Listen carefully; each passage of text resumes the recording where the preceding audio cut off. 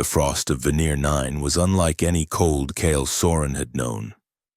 It was the kind that seeped through thermal suits and nestled in the marrow, a reminder that humans were never meant to inhabit moons at the edge of dying star systems. Yet here he was, his breath crystallizing before him as he dragged his pickaxe across the surface of the stellarite vein. Quadrant 7 complete. Yield acceptable. He reported mechanically into his comm. The automated response came immediately. Proceed to Quadrant 8. Additional quota assigned. Kale suppressed a curse. The Interstellar Union never missed an opportunity to squeeze more from their miners, especially the disgraced ones. And he was as disgraced as they came, former elite soldier, now relegated to the frozen wasteland of Veneer 9 to mine stellarite crystals that powered the Union's endless expansion. The orange-blue glow of the crystals reflected in his visor as he turned to the next quadrant. 16 standard hours into his shift, and at least 4 more to go. His muscles ached, but physical pain was preferable to the thoughts that crept in during rest periods, memories of his daughter Arin, her dark eyes and quiet voice, and the day he had failed her. A crackle of static interrupted his rhythm, followed by something unusual, a voice that wasn't the automated system. A miner SOR 2971, report to communication hub immediately. Kale straightened, confused. In 3 years on Veneer 9, he had never been summoned to the communication hub. Miners like him were merely numbers in the Union's ledger, expected to meet quotas until their bodies gave out or they paid their debts to society. He trudged through the endless white, past other miners who didn't even look up from their work. The hub was a stark structure of black metal rising from the lunar surface like an accusation against the natural world. Inside, the warmth hit him first, then the silence, no pickaxes, no mining drones, just the soft hum of computers. SOR 2971, said a thin man in Union gray. Lieutenant Commander Reza, Intelligence Division. Kale stiffened instinctively. Intelligence Division meant trouble, especially for someone with his history. Your biological signature has been requested for verification, Reza continued, sliding a scanner across the desk. By whom? Kale asked, his voice rough from disuse. That information is classified. Place your hand on the scanner. Kale hesitated. In his former life, he would have demanded more information. But that man was gone, replaced by a number who knew the consequences of disobedience. He placed his palm on the cold surface. The scanner hummed, analyzing his genetic code, neural patterns, and who knew what else.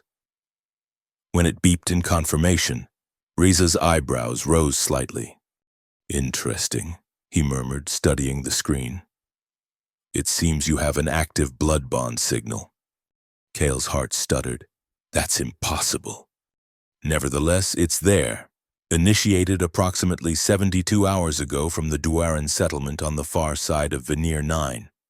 The Dwaran indigenous people of the Veneer system, practitioners of rituals the Union dismissed as primitive superstition. And a blood bond.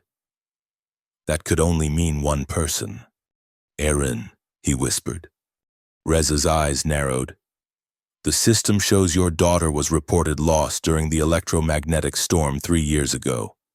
No survivors were recovered from Outpost 12. What are you saying? Kale's voice dropped dangerously. The officer hesitated, then turned the screen toward him.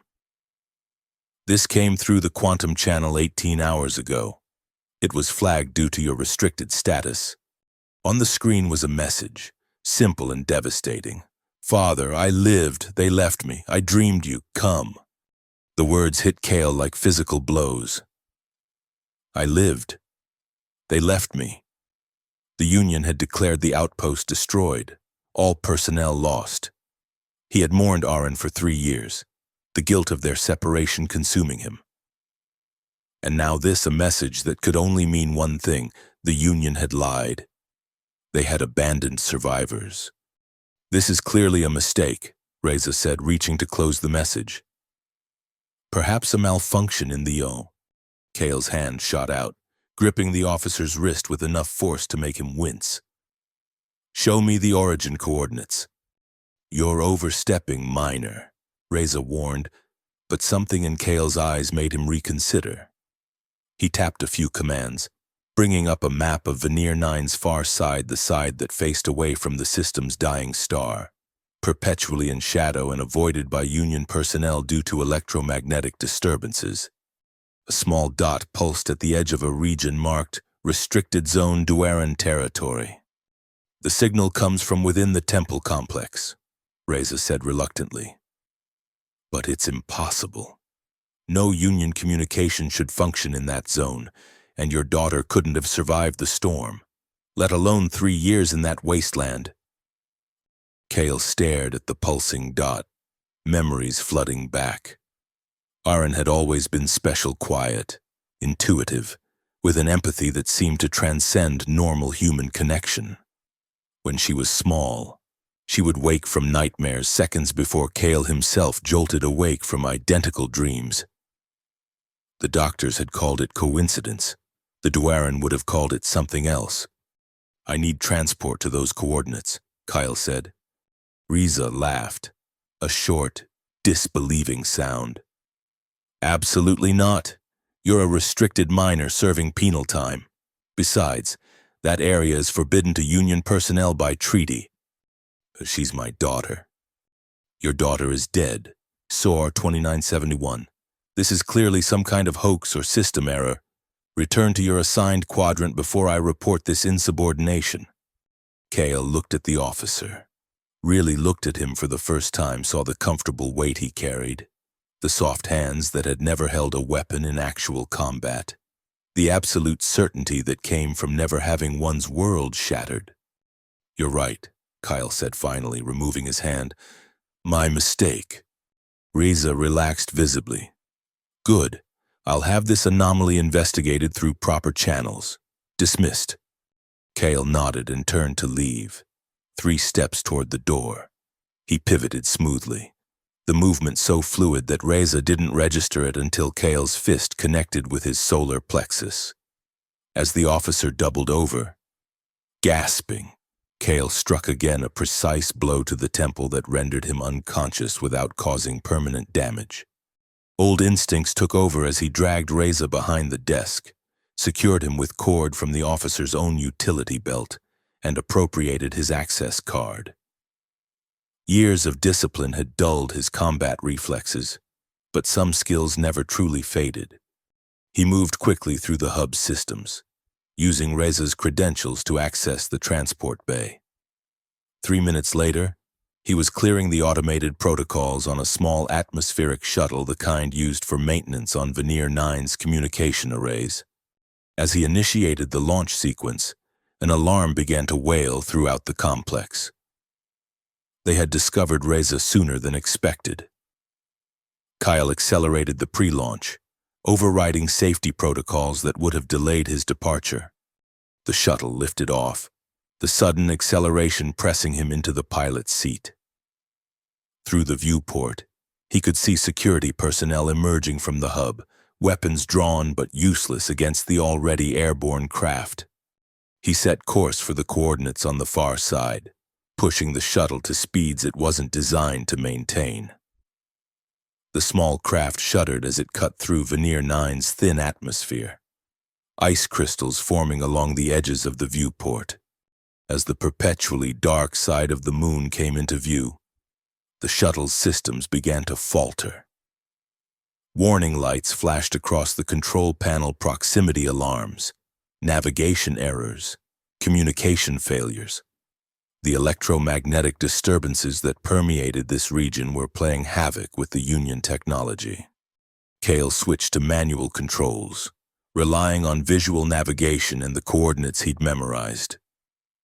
Below, the landscape changed from the industrialized mining quadrants to untouched terrain, vast fields of ice interrupted by towering crystal formations that caught what little starlight penetrated the darkness and refracted it in ghostly patterns. The temple complex appeared suddenly before him, Ancient structures carved directly into a mountain of black ice, illuminated by bioluminescent flora that grew in strategic patterns around the entrance. As the shuttle descended, Cale could make out figures moving below tall, slender forms with elongated limbs and iridescent markings visible even at this distance. The Dwaren. They scattered as the shuttle approached, disappearing into the temple complex. Only one figure remained in the clearing, smaller than the others. Bundled in furs that obscured its shape, but standing perfectly still, face tilted up toward the approaching craft. The moment the shuttle touched down, the figure began to move forward. Kyle rushed through the shutdown sequence and flung open the hatch. Cold air assaulting his lungs as he stepped onto the surface of Darkside Veneer 9 for the first time. The figure stopped several meters away, hands rising slowly to push back the fur hood. Cale's breath caught. The face that looked back at him was both familiar and strange, Aran, but not as he remembered her. She had been 14 when he last saw her, still a child despite her serious eyes.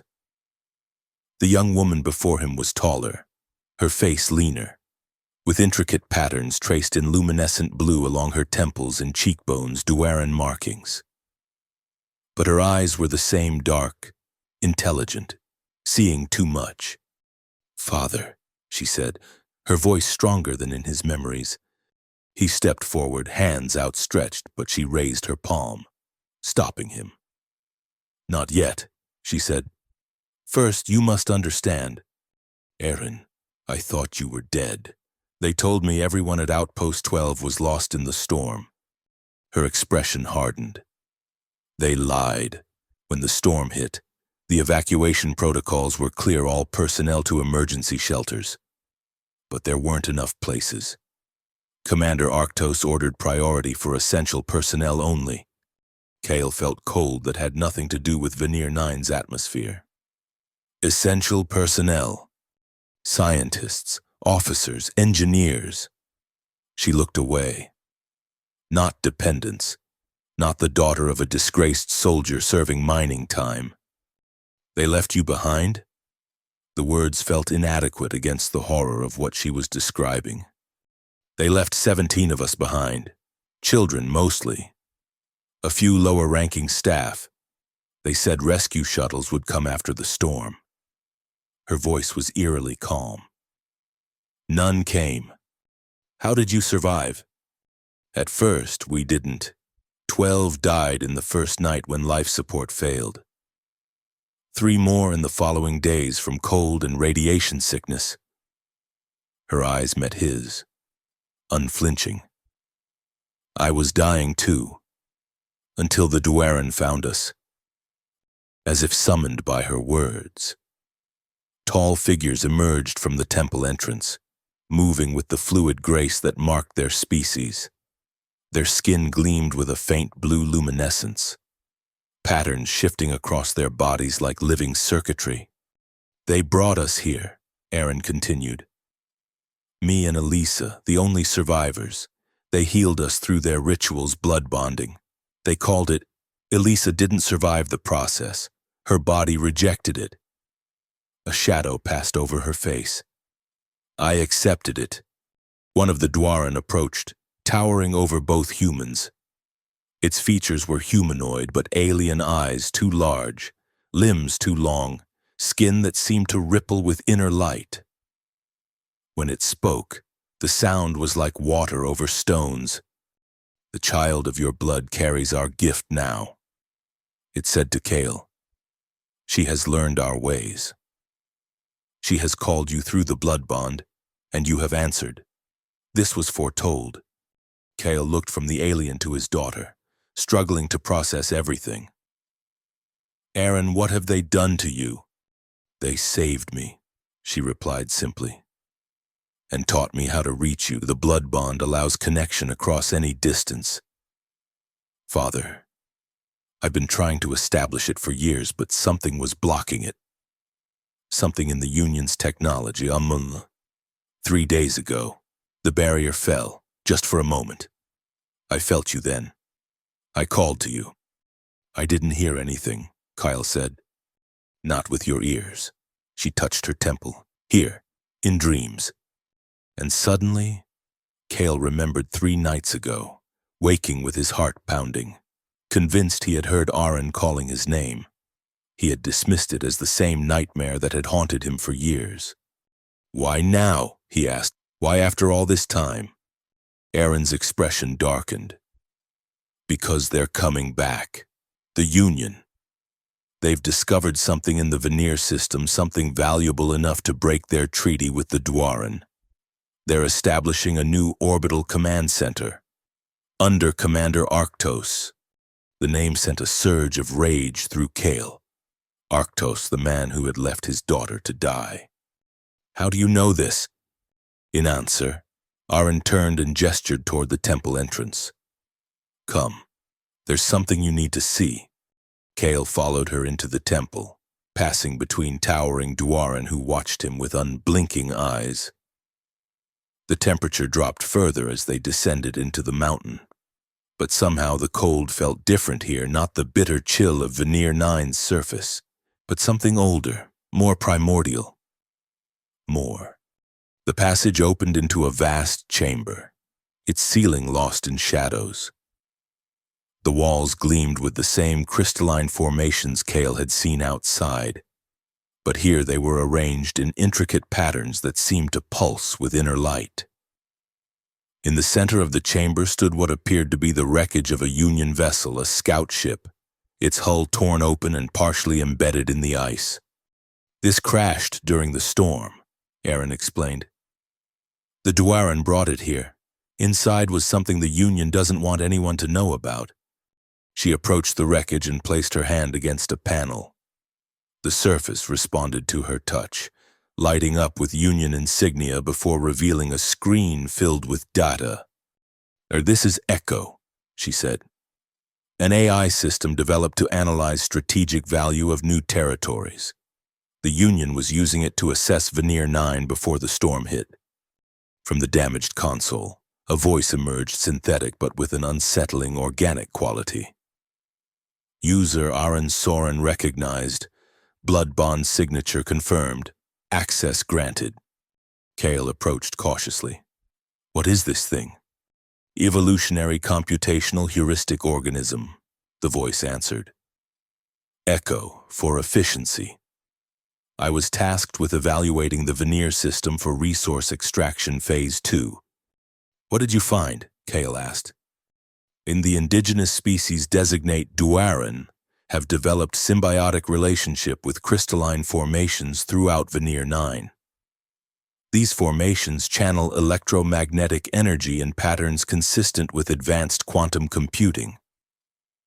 The Dwaran themselves appear to function as biological interfaces for this network. Aaron's eyes gleamed in the console's light. The Union thinks the Dwaran are primitive, but they're wrong. They're connected to something vast, a network that spans the entire moon, maybe the whole system, and the Union wants to control it. Exploitation plan involves systematic extraction of crystalline formations and forced relocation of indigenous population. Echo continued. Projected resistance minimal. Dwaran physiology vulnerable to specific frequency resonance weapons already in development. They're planning genocide, Aaron said quietly. They'll destroy the Dwaran to harvest their crystals. Kale stared at the data scrolling across the screen. Troop deployments, extraction timelines, containment protocols for indigenous specimens, cold, methodical plans for the eradication of an entire species. Why show me this? He asked finally. What can I do? I'm just a disgraced miner. Aaron turned to him, her marked face solemn in the blue light. You were more than that once. You were a Union Special Forces commander. You know their tactics, their weaknesses. That was a lifetime ago, and before I failed my mission, and before I failed you. You never failed me, she said fiercely. You tried to protect me by accepting their punishment, working in the mines so I could stay at the academy. It wasn't your fault the Union abandoned us. I should have been there. I should have protected you. You're here now, she said simply. And we need you. The Dwaran have shown me their true power. The blood bond is just the beginning. With your help, we can stop the Union's plans. Kale looked around the chamber at the alien faces watching him, then back at his daughter, no longer the child he had left behind, but a young woman marked by suffering and strange power. He had failed her once. He would not fail her again. "What's the plan?" he asked. A smile crossed Aaron's face, small but genuine, the first he had seen since their reunion. "We steal their stars." The Dwaran temple complex stretched deeper into the mountain than Kale could have imagined. A labyrinth of crystalline chambers and ice tunnels that seemed to pulse with a life of their own. As Aaron led him through the winding passages, she explained what she meant by stealing their stars. The Union controls this system through a network of orbital observation stations, she said. Each one appears as a bright point in Veneer 9's night sky artificial stars that monitor everything and everyone. They're also command nodes for the drone fleets that enforce Union authority. And you want to what, destroy them? Not destroy, she corrected. Claim them. The Dwaran have taught me how to interface with technology through the blood bond. If I can access the central control systems of each station, I can redirect their resources, turn the Union's eyes and ears to our advantage. Kale frowned. That's ambitious. Those stations have military-grade security protocols. Which is why we need you, came a new voice from behind them. Kale turned to see one of the Dwaran approaching female. He thought, though it was difficult to be certain with their alien physiology. Her skin patterns glowed more intensely than the others, shifting in complex sequences that seemed to respond to her movements. "Hey, this is Vailana," Aaron said. "She saved me after the storm. She's a priestess of the Dwaran, what they call a soul weaver." Vailana inclined her head, her movements liquid and graceful. "Your daughter speaks of you often, Kale Soren. She believes your knowledge of Union military systems will be essential to our plan." "I've been out of service for years," Kyle replied. "My access codes would have been purged long ago." "We do not need your codes," Vailana said. "We need your understanding of their thinking, their patterns, and—" She paused, studying him with eyes that seemed to see through flesh to something beneath. "We need your blood." Kale tensed. "My blood?" "The bond between you and Aaron is unusually strong, even for blood relatives." Vailana explained. "This strength can be channeled, amplified through our rituals. It will give Aaron the power she needs to breach Union defenses." "It's not dangerous," Aaron added quickly, seeing his expression. "Not for us, anyway. I've been preparing for this since I realized what the Union was planning." Kale looked between them, doubt evident in his face. "This all sounds like magic." Vailana's pattern shifted to what might have been amusement. "Your people once believed electricity was magic, before you understood it. What the Dwaran practice is simply a different form of energy manipulation, one that uses biological systems rather than mechanical ones." Before Kale could respond, a low rumble shook the chamber, dust and ice particles sifting down from above. "They're here," Aaron said, her expression hardening. "Sooner than we expected." Vailana's patterns flared with alarm. "Union vessels entering our airspace, many of them."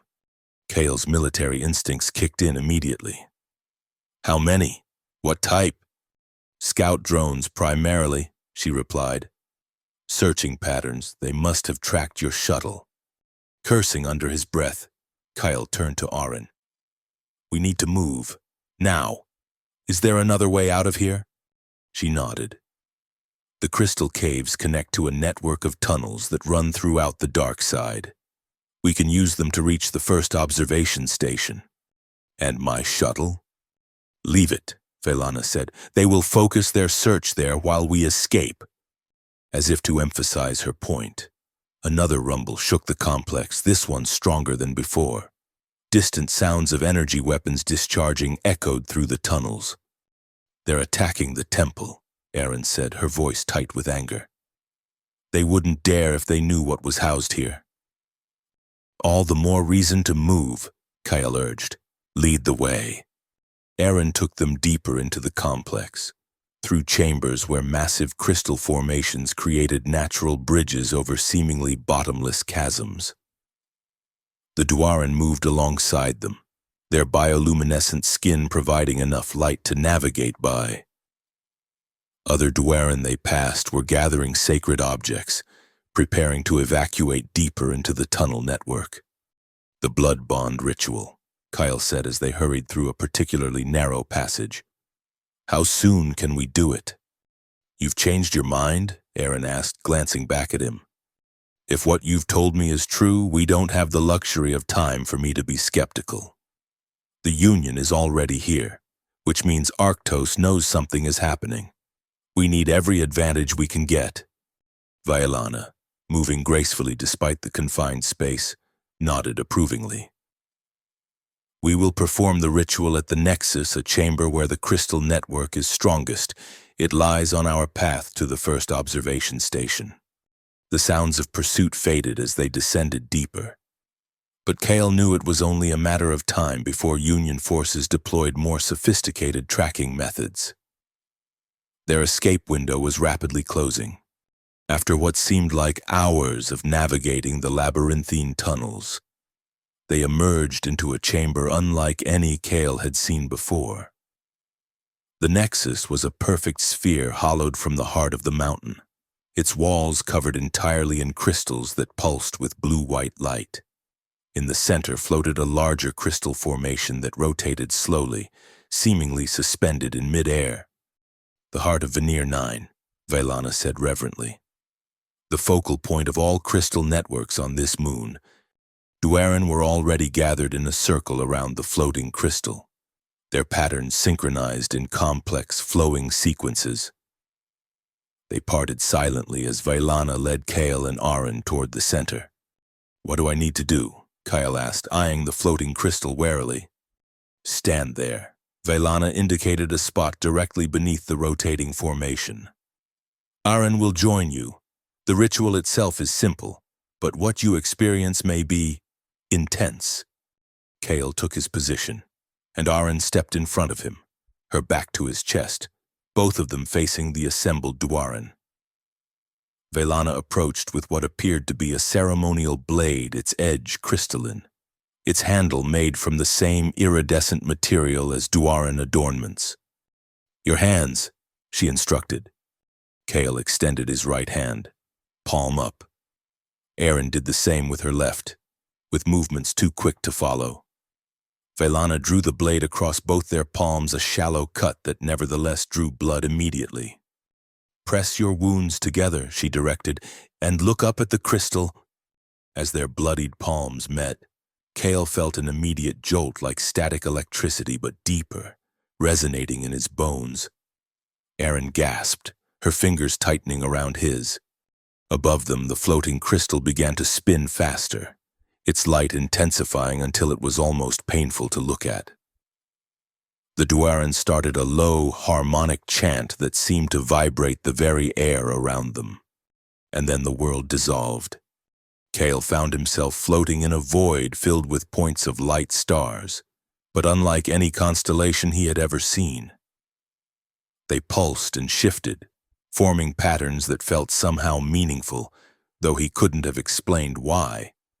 Father, Aaron's voice came from everywhere and nowhere, and suddenly she was before him, or rather, a version of her that seemed composed entirely of light, the Dwaran markings on her face blazing like blue fire. What is this place? He asked, his own voice strange to his ears. The network, she replied. The Dwaran call it the Between. It's where all things connect past, present, future, blood to blood, mind to mind. Around them, the stars began to coalesce into recognizable shapes, memories. Kyle realized he saw himself as a younger man, holding infant Aaron for the first time. He saw her first steps, her first day at the academy. And then darker memories, his court-martial after the failed mission, the sentence that separated them, his last glimpse of her before being transported to the mining colony. "I never stopped thinking about you," he said, the words forming in this strange space without his mouth moving. "Every day in the mines, I told myself it was worth it if it meant you were safe at the academy." "I know," she replied gently. "I felt it, even before the blood bond.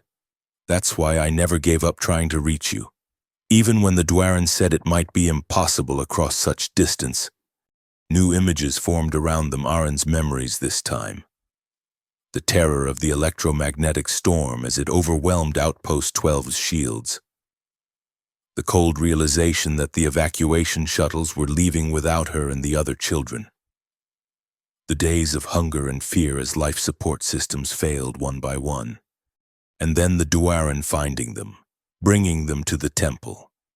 The blood bond ritual different from what Kyle had just experienced, more primitive, desperate. Aaron's body convulsing as the alien energy flowed through her, changing her on some fundamental level. "They remade you," Kyle whispered, horror and awe mingling in his voice. "They completed me," she corrected. "The potential was always there, that's why I survived when Elisa didn't." The Dwaran believe certain bloodlines carry ancient connections to the crystal networks. Ours is one of them. Before Kale could process this, the star field around them shifted again, forming new patterns, not memories this time, but something else. Strategic maps of the Veneer system, Union deployment patterns, the locations of the observation stations they sought to capture. "This is why we needed the blood bond," Aaron explained. "Together, our connection to the network is strong enough to bypass Union security protocols. We can see what they see, use what they use." One star burned brighter than the others, the nearest observation station. Kyle realized, through their shared consciousness, he could sense its systems, its vulnerabilities. "We can do this," Aaron said, confidence radiating from her luminous form. Together, the vision began to fade, the star field dissolving around them. Kyle felt himself being pulled back into his physical body, the sensation not unlike emerging from deep water.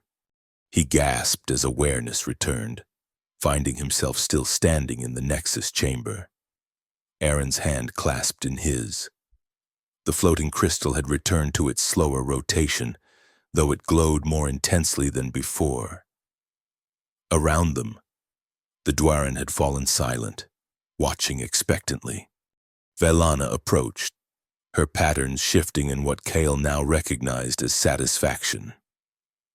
"The bond is complete," she said, "and stronger than any I have witnessed before." Kale looked down at his palm. The cut was already healing, the edges knitting together at an impossible rate. More surprisingly, a faint blue luminescence had appeared beneath his skin, nothing like the Dwaran patterns, but definitely not normal for a human. "What's happening to me?" he asked. "The network recognizes you now," Velana explained. "A partial integration enough to enhance your physical capabilities and allow you to perceive the crystal energies, but not a full transformation like your daughter's." Aaron turned to face him, her eyes glowing slightly in the chamber's dim light. "Can you feel it?" she asked. "The connection to everything?" And he could a subtle awareness at the edge of his consciousness, like whispers just beyond hearing range. He could sense the Dwaran around them, feel the pulse of the crystal networks extending throughout the moon, and most intensely, he could feel Aaron, her thoughts, her emotions, her absolute conviction that their plan would succeed. "We should move," he said, reluctantly releasing her hand. The Union won't stop searching until they find us. Vailana nodded. The path to the first observation station lies through the eastern tunnels. My people have prepared what you will need. Several Dwaran approached, carrying what appeared to be modified Union equipment communication devices, weapons, and tactical gear alongside items of Dwaran manufacture that Kale didn't recognize. As he helped Aaron gather what they would need, Kyle felt a newfound clarity. The years of guilt and hopelessness that had weighed him down in the mines seemed to have burned away, replaced by purpose. His daughter was alive. The Union had betrayed them both, and now they had the means to strike back. For the first time in 3 years, Kale Soren felt like himself again, not the broken miner, but the soldier, the father, the protector. And this time, he would not fail. The eastern tunnels gradually ascended toward Veneer 9's surface, the crystal formations becoming sparser as they neared the boundary between the Dwaran's territory and Union-controlled sectors. Kale moved at point position, his military training reasserting itself as he led their small group himself. Aaron, Vailana, and 4 Dwaran warriors whose patterns were configured for what they called battle resonance. Through the blood bond, he could sense Aaron's presence behind him, a constant awareness that felt both strange and deeply familiar, as if they had always been connected this way. More disconcerting was his new awareness of the environment around them. The crystalline formations no longer appeared simply as beautiful, alien growths. He could perceive the energy flowing through them, connecting them in a vast, living network. "We're approaching the security perimeter," he warned as they reached a narrow crevice that opened onto Veneer 9's barren surface. "From here on, we'll be visible to Union surveillance." "Not necessarily," Vailana replied. She gestured to one of the Dwaran warriors, who stepped forward with what appeared to be a small crystal embedded in an ornate housing. "This will generate a field that disrupts their sensors, not enough to trigger alarms, but enough to mask our biosignatures." Kale examined the device skeptically. "Union technology is designed to detect even minimal electromagnetic interference. If that thing creates a blind spot, they'll investigate." "It creates no blind spot," Vailana explained. "It simply convinces their sensors that we are not here. The distinction is important." Before Kale could argue further, Erin placed her hand on the device. It responded immediately, the crystal within pulsing in rhythm with the markings on her skin. "It works through the same principles as the blood bond," she said. "Perception can be altered at a fundamental level. The Dwaran have been avoiding Union detection this way for years." Kale wasn't entirely convinced, but they had little choice. The first observation station, designated Polaris, according to the data Echo had provided, was located 10 kilometers across exposed terrain. Without some form of stealth, they would be detected long before they reached it. "All right," he conceded. "But we move fast and stay low. Polaris has automated defense systems that might operate independently of the main sensors." They emerged onto Veneer 9's surface, the stark landscape illuminated by the distant dying star that had once been the system's sun. Unlike the dark side where the Dwaran temple was located, this region experienced what passed for daylight on the moon, a perpetual ghostly twilight that cast long, sharp shadows across the ice. The observation station was visible on the horizon, a sleek, angular structure rising from the lunar surface like a metallic spire, its upper section rotating slowly as it tracked objects in orbit. Even at this distance, Kale could make out the defense turrets positioned at strategic points around its base.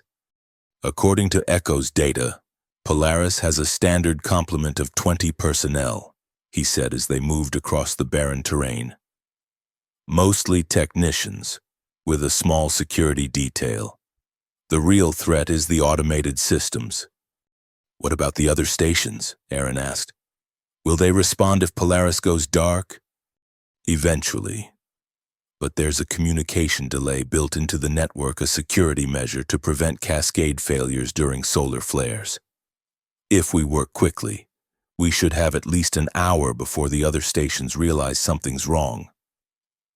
They continued in silence for several kilometers, the Dwaran moving with an eerie grace that made them seem to float over the icy surface. Kyle kept his attention divided between their surroundings and the constant feed of information coming through his newfound connection to the crystal network. Through it, he could sense distant movements, Union patrols searching the area around the temple complex they had abandoned. As they drew closer to Polaris, Kale signaled for them to stop behind a ridge of ice formations. "Security perimeter begins 200 meters ahead," he said. "Motion sensors, thermal imaging, and probably quantum state detectors for the newer models." Vailana closed her eyes briefly, her patterns shifting through complex sequences. "The field is holding," she said after a moment. "Their systems do not perceive us. But..." Her patterns dimmed slightly. "There is something else. A presence within the station that feels wrong." Kale looked at her sharply. "Wrong how?" "Disconnected, hollow, like a void in the network." Aaron's expression darkened. "Union cybernetics," she said. "Enhanced soldiers. The Dwaran can't sense them properly through the crystal network. Their implants create interference." "Perfect," Kale muttered. Enhanced soldiers meant their security assessment was outdated. If the Union had deployed cyber troopers to a supposedly routine observation post, something significant had changed in the strategic picture. "How many?" he asked Vailana. She shook her head. "It is difficult to tell. The void obscures clear perception. Perhaps 3, perhaps more." Kale considered their options. Cyber troopers were formidable opponents, faster, stronger, and more heavily armed than regular Union security. A direct confrontation would be risky, especially with their small group. "We need to change the approach," he decided. "Instead of entering through the maintenance access as planned, we'll use the environmental systems." "The air recyclers?" Aaron asked. Kale nodded. "All Union facilities follow the same basic design principles. The recycler intakes will be located on the north face, away from the main entrance. The ducts are designed to be large enough for maintenance drones, which means they're large enough for us." "And the cyber troopers?" Vailana asked. "They'll be focused on external threats patrols, perimeter security. The internal systems are usually monitored by regular personnel. If we can get inside undetected, we should be able to reach the central control room before they realize we're there."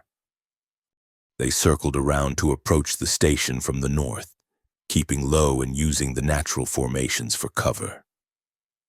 As they drew closer, the true scale of Polaris became apparent. The spire was actually a massive structure that extended deep below the lunar surface, with only its command module visible above ground.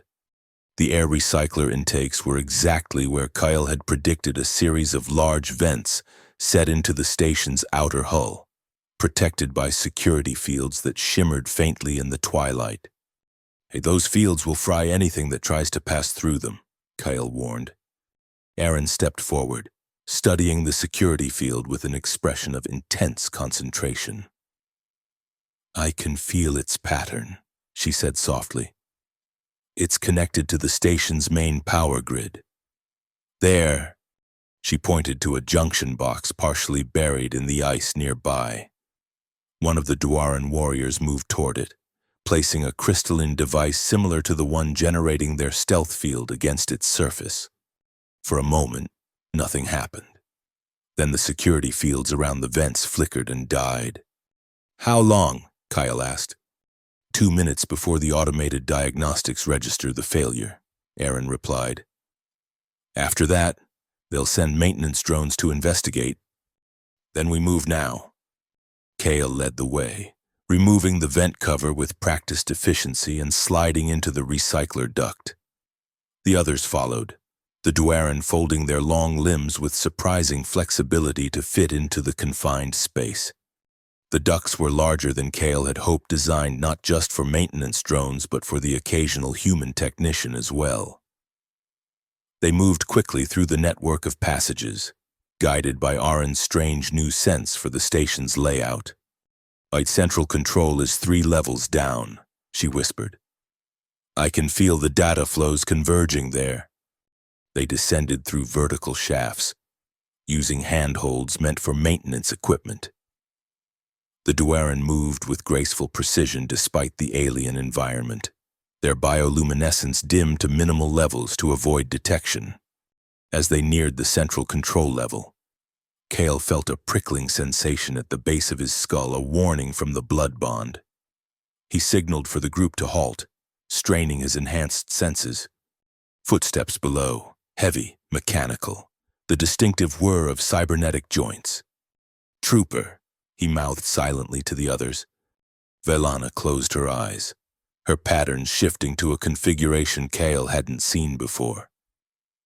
The air around them seemed to thicken, sounds becoming muffled as if they were underwater.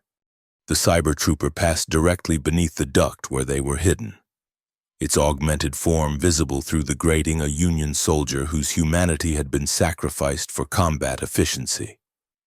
Body partially encased in black armor that seemed to flow with its movements.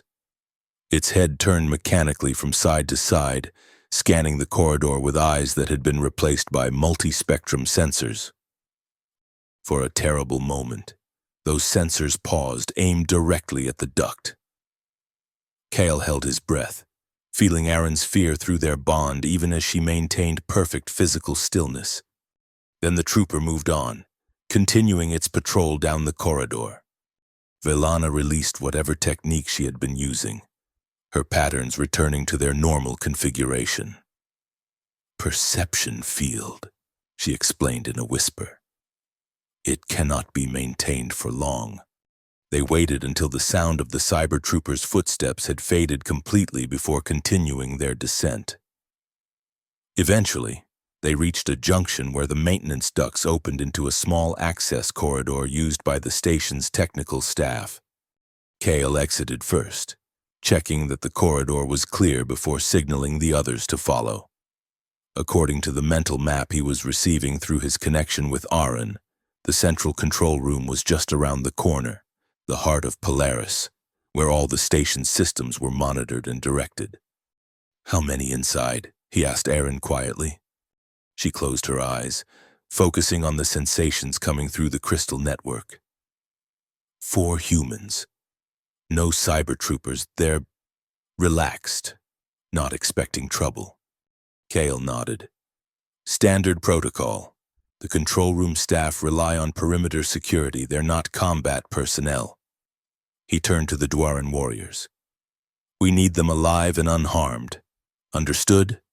The aliens inclined their heads in silent agreement.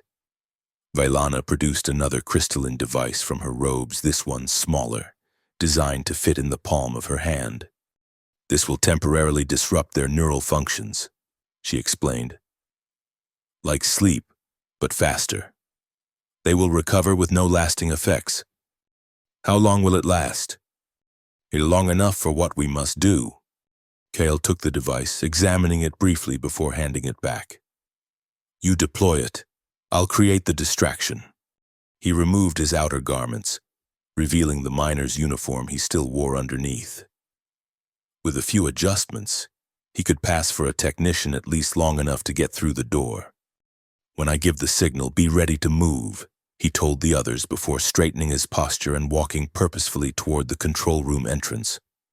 The door slid open automatically as he approached, revealing the spacious chamber beyond. As Aron had sensed, 4 Union personnel were inside 3 at monitoring stations arranged in a semicircle around a central holographic display, one supervising from a raised platform. All 4 looked up in surprise as Kale entered. "Maintenance check," he said briskly, adopting the clipped tones of Union technical staff. We're getting some anomalous readings from the environmental systems. The supervisor, a woman with the sharp features and precise movements of someone who had risen through Union ranks, frowned. I wasn't notified of any scheduled maintenance. It's not scheduled, Kyle replied, moving casually toward the center of the room. That's the point of anomalous, isn't it? Her frown deepened. Authorization code? Kale smiled. Now. The door slid open again, and Vailana glided into the room, the crystal device glowing in her palm. Before any of the Union personnel could react to the alien presence, the device pulsed with blinding light. All 4 humans slumped immediately in their chairs, consciousness snuffed out like candles. The rest of their group followed quickly, securing the unconscious Union staff with restraints from their own emergency kits. Erin moved immediately to the central control station, her hands hovering over the interfaces as she connected to them through her enhanced abilities. The security systems first, Kale instructed. Disable the internal sensors and lock down all access to this level. We need to buy time. Erin nodded, her fingers dancing across the controls with uncanny precision. The holographic display in the center of the room shifted, showing the station's security grid. Sector by sector, the internal sensors went dark, access doors sealed themselves, and communication channels were rerouted through filters that would prevent any outgoing distress signals. And now the primary systems, Kale continued. We need to establish control over the observation functions without alerting the other stations. This was the most delicate part of their plan. Each Union observation station was designed to operate independently but remained connected to a larger network. If they simply shut down Polaris, the other stations would detect the loss of signal and raise the alarm immediately. Erin closed her eyes, no longer using the physical controls but interfacing directly with the station's systems through her connection to the crystal network. The holographic display flickered, lines of code streaming across it faster than human eyes could follow. I'm creating a loop in the outgoing data stream, she explained, her voice distant as if she were speaking from somewhere else. As far as the other stations are concerned, Polaris is continuing normal operations, sending expected telemetry and status updates. Vailana watched with evident pride. She has mastered our ways more quickly than any outsider before. And the defensive systems? Kale asked, and keeping his focus on the practical concerns. Automated weapons are now under our control, Aaron replied, eyes still closed. I've redirected them to ignore our biosignatures. Anyone else approaching the station will trigger a standard challenge response protocol. Kale nodded approvingly. And the cyber troopers? At this, Erin hesitated, a flicker of concern crossing her face. Their command protocols are different, more secure. I can't access them directly through the station's systems. Can you locate them at least? She nodded, bringing up a 3-dimensional map of the station on the holographic display. 3 red dots moved through the lower levels, following regular patrol routes. As long as we stay on this level, we should be able to avoid them, she said. But if they detect anything unusual, they'll investigate immediately. Kale studied the patrol patterns, committing them to memory. We'll need to work quickly then. What about the data we came for? Erin turned her attention to another section of the control systems. Accessing now. The strategic deployment plans, communication frequencies, automated response patterns, everything Echo predicted would be here. Vailana approached the holographic display, her patterns shifting as she absorbed the information being displayed. This confirms our worst fears, she said quietly. They plan to begin extraction operations within the lunar cycle. The primary target is the Nexus itself. Kale's jaw tightened. They don't understand what they're dealing with. If they disrupt the Nexus, The entire crystal network would collapse. Vailana finished. And with it, the Dwaran. We are symbiotically linked to the crystals. Their destruction would mean our extinction. Not if we stop them first, Aaron said firmly. With control of the observation stations, we can blind their operations, redirect their forces, even turn their own defensive systems against them. Kale moved to her side, studying the data stream. We'll need all 5 stations to achieve full coverage. Polaris is just the first step. The others will be more difficult, Vailana warned. Once we leave here, the Union will eventually realize something is wrong, even with the data loop Aaron has created. Each subsequent station will have increased security. Then we'll need to move fast, Kyle decided. How soon can we proceed to the next target? Aaron checked the station's external sensors. The nearest observation post, Sirius, is 30 kilometers to the east. In normal conditions, that would be a day's journey across the surface. We don't have a day, Kyle said grimly. The cyber troopers will eventually notice their human colleagues aren't responding. We have hours at most. Vailana's pattern shifted thoughtfully. There is another way. The crystal network extends throughout Veneer 9. With proper attunement, we can use it to travel much more quickly than physical movement would allow. Travel through the crystals? Kale asked skeptically. How is that possible? Not through them, Aaron corrected, understanding dawning in her eyes. Along them, the network conducts energy, including the energy of consciousness. The Dwaran have been using it to move across vast distances for generations. It is how we found your daughter and the other survivor after the storm, Vailana explained. We sensed their life energy and followed it back to its source. Kale shook his head. That sounds like magic, Aaron supplied with a small smile. Remember what Vailana told you? Your people once thought electricity was magic too. The blood bond has connected you to the network, Vailana continued. With guidance, you can learn to travel as we do. It will be disorienting at first, but it is our best hope of reaching all 5 stations before the Union realizes what we are doing. Kale looked from the alien priestess to his daughter, both watching him expectantly. Everything in his military training rebelled against trusting in powers he barely understood. Yet the rational alternative seemed equally daunting. All right, he said finally. Show me how it works. But first, we need to secure this station more permanently. Those Union staff won't stay unconscious forever, and we can't risk them regaining control after we leave. I've locked all command functions behind encryption protocols, Aaron assured him. Even if they wake up, they won't be able to override our changes without authorization codes from Union Central Command, which would take days to receive out here. And the cyber troopers? Aaron hesitated. Their autonomous functions are hardwired. I can't disable them completely, but... She manipulated the controls again, bringing up the station's environmental systems. I can restrict their movements. Each section can be independently sealed and life support adjusted.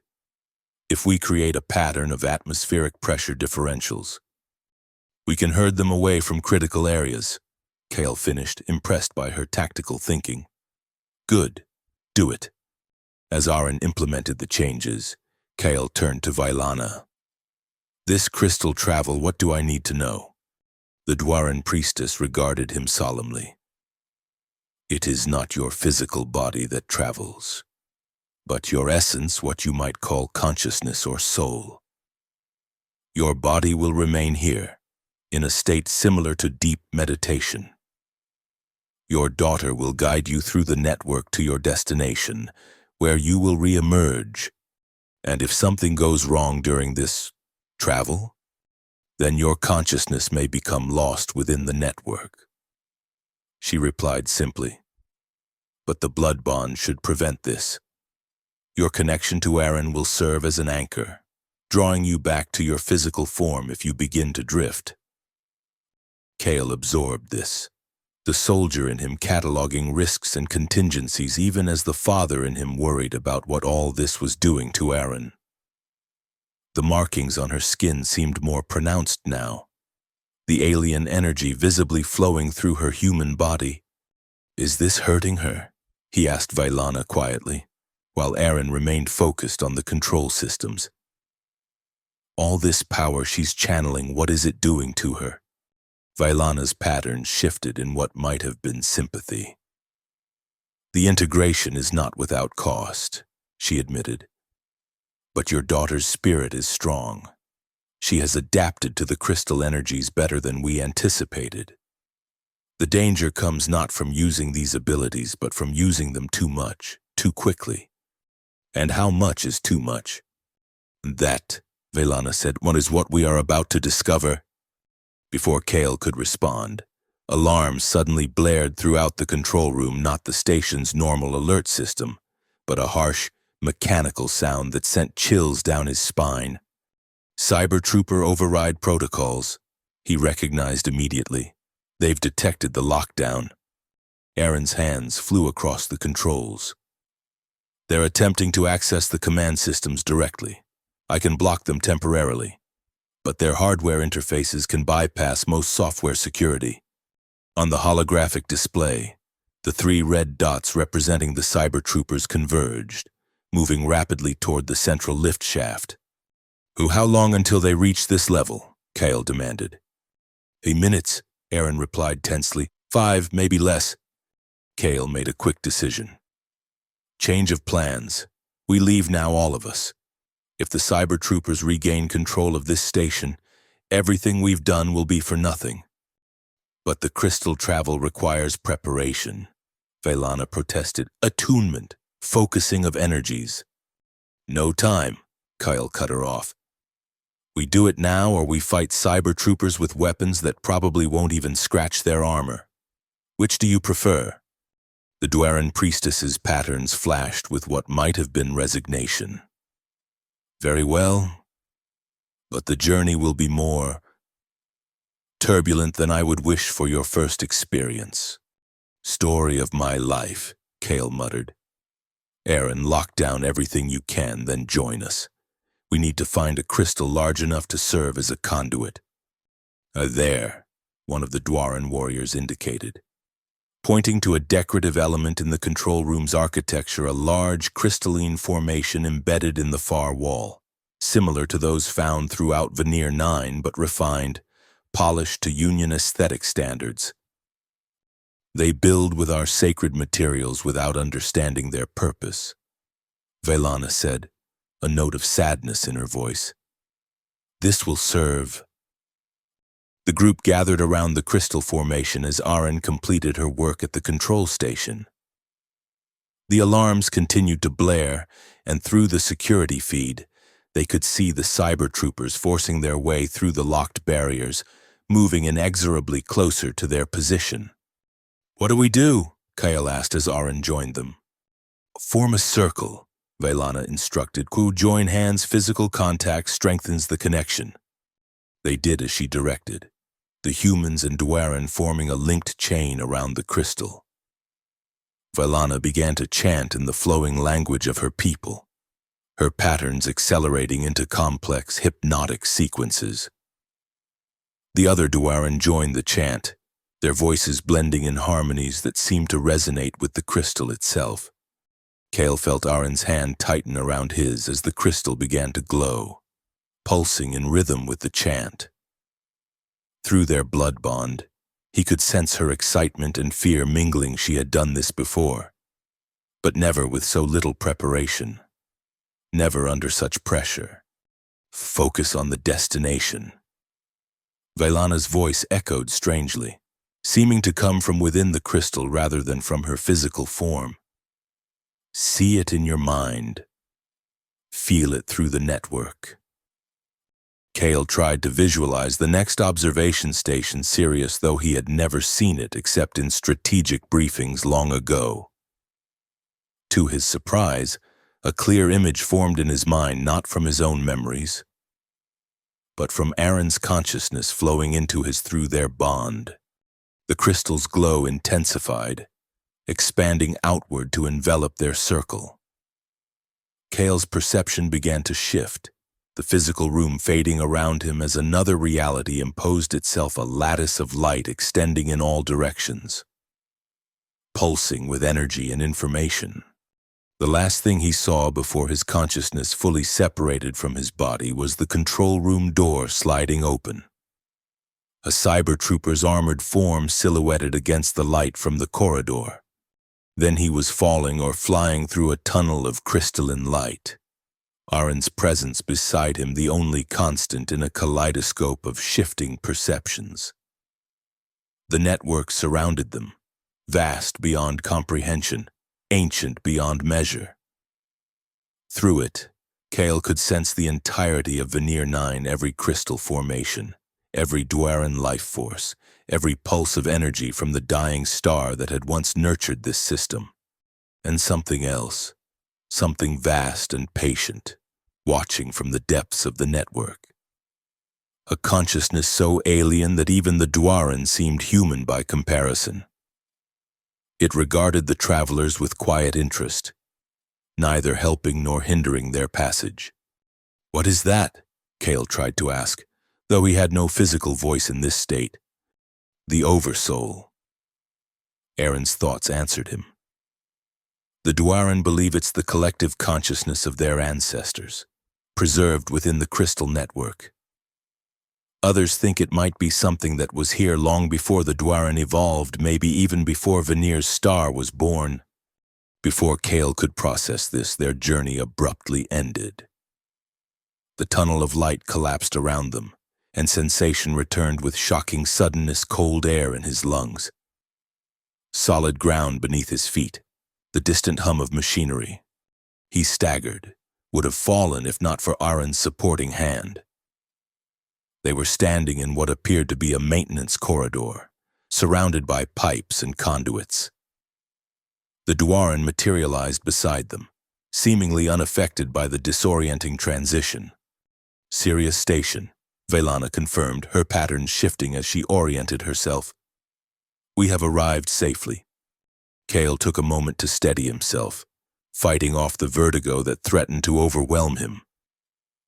The experience had been unlike anything he had ever encountered, not simply traveling from one place to another, but briefly existing as something other than human. "Is it always like that?" he asked shakily. "The first journey is the most difficult," Vaylana assured him. "Your mind will adapt with practice." "Let's hope I don't need much practice," Kyle muttered, turning his attention to their surroundings. "Where exactly are we within the station?" Aaron closed her eyes briefly, connecting to the local systems through the crystal network.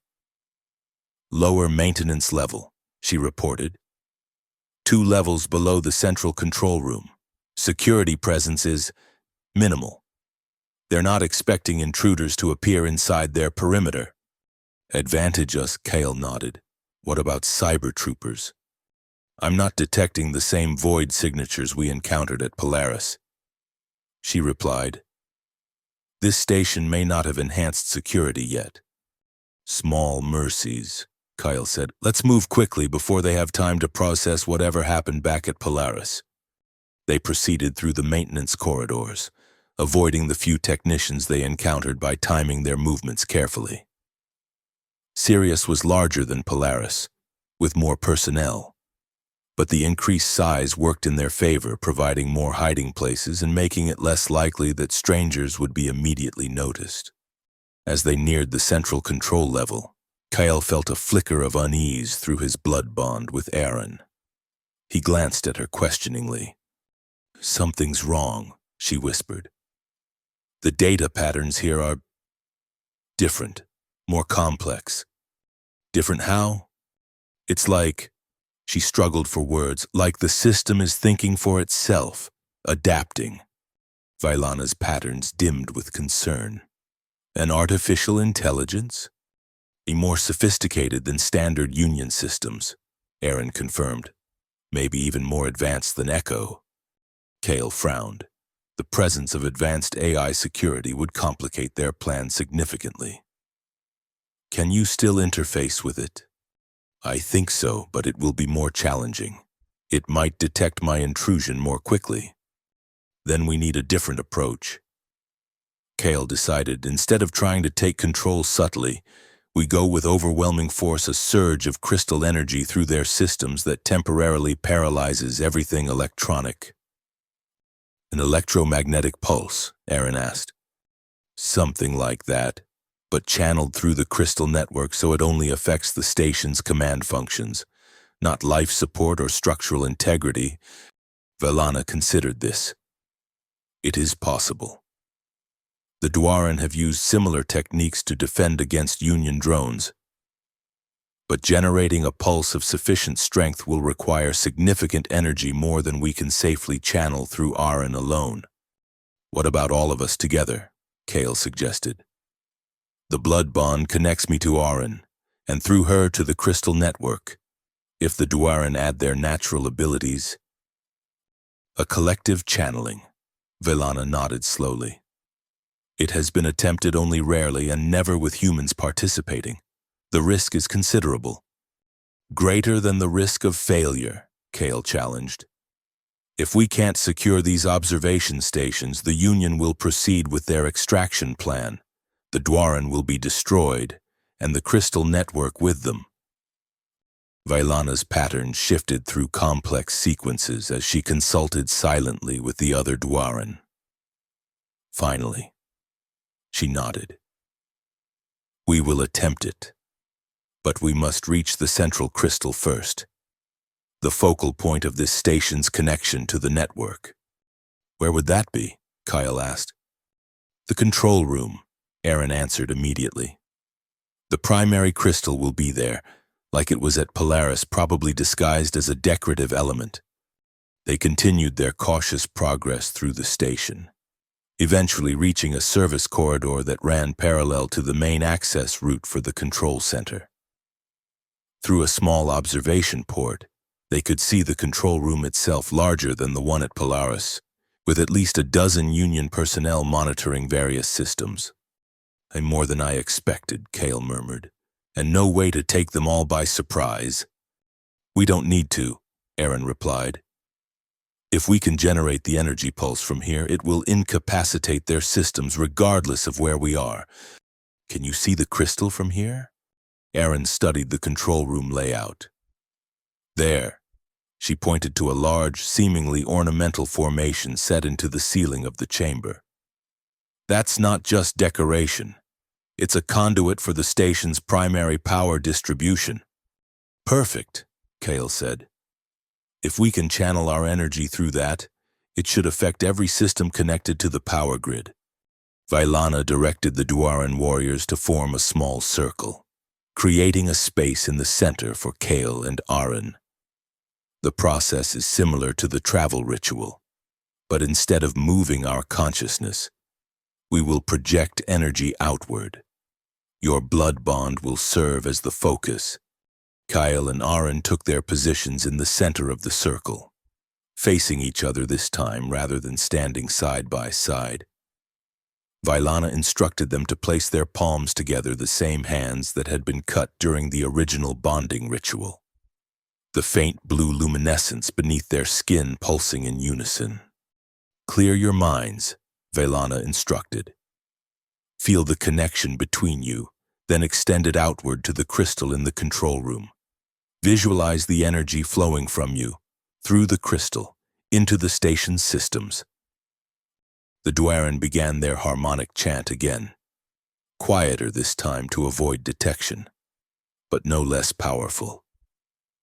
Kale felt the now familiar sensation of the blood bond activating his consciousness, expanding beyond the confines of his physical form, merging partially with Aaron's.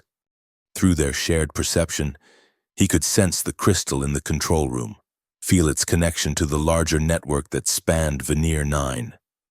It hummed with potential energy, waiting to be directed. Now, Vailana whispered.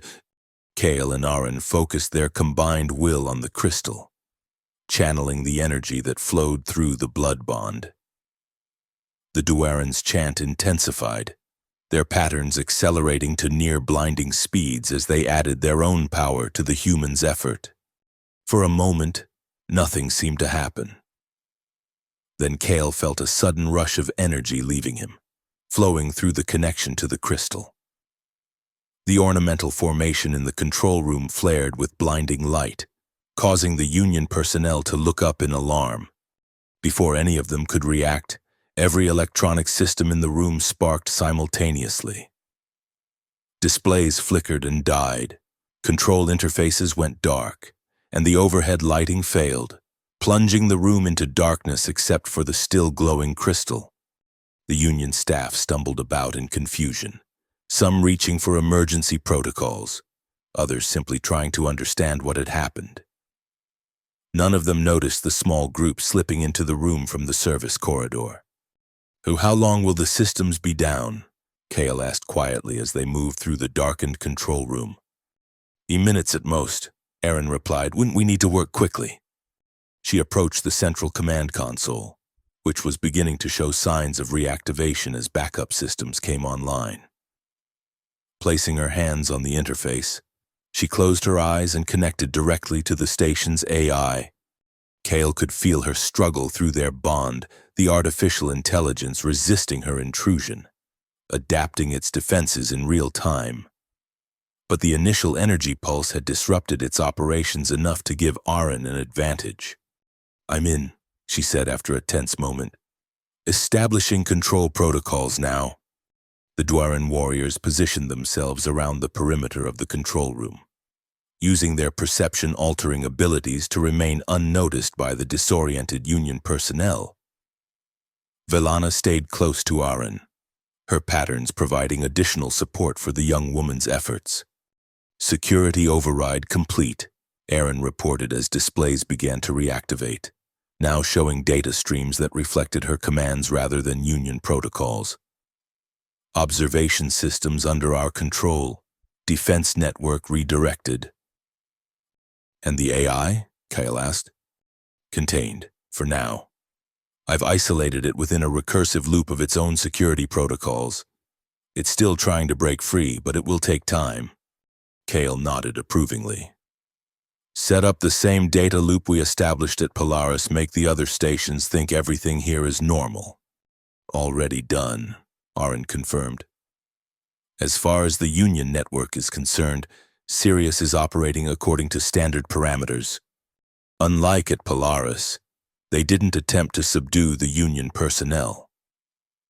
Instead, Velana and the Dueran warriors maintained a perception field that kept them effectively invisible. The humans in the control room continued their duties, unaware that the systems they thought they were controlling were actually responding to Aaron's commands.